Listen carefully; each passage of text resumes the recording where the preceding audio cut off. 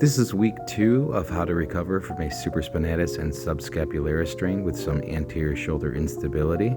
We started with some interferential current for the paraspinals and then doing some focused shockwave on the insertion of the supraspinatus and subscapularis to facilitate angiogenesis of the strained tissue that's leading to the anterior subluxation. We did some posterior glenohumeral joint mobs to help stretch out the posterior capsule. However, it was a little bit too painful for the bicep tendon, so we backed off that. Again, this is just to free up a little bit of motion in the glenohumeral joint. So we then moved into some ART or active release technique of the subscapularis itself, which has been really tight because it's pulling that humerus into internal rotation, and it's leading to compensation of the infraspinatus, which is why we did the ultrasound to help promote collagen synthesis of that posterior aspect of your rotator cuff. The muscles are really tight, so we did some muscle stripping, just some manual therapy to help alleviate any discomfort you're having there. The thoracic spine has compensated due to the shoulder pain, so some joint mobilizations to help loosen up the mid-back. Got a couple cavitations, so it felt pretty good.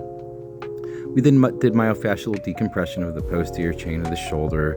I always like to do this with active movement for improvement of tissue extensibility.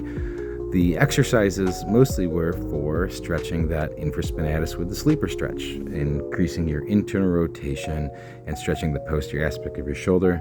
This one is a posterior capsule stretch, again, just to help improve a little bit of motion for overhead movement. This is the external rotation stretch with a dowel to get that subscapularis, holding for about 30 seconds. Then we used that lacrosse ball to get into that painful tissue in your mid-back, doing it for about 2 to 3 minutes. The next exercises are the isometrics for the supraspinatus. You're a little bit past the static isometrics, so we moved into walking isometrics for the supraspinatus, and then for the subscapularis, keeping that elbow back against your side, trying to get that nice burn in the front part of your shoulder.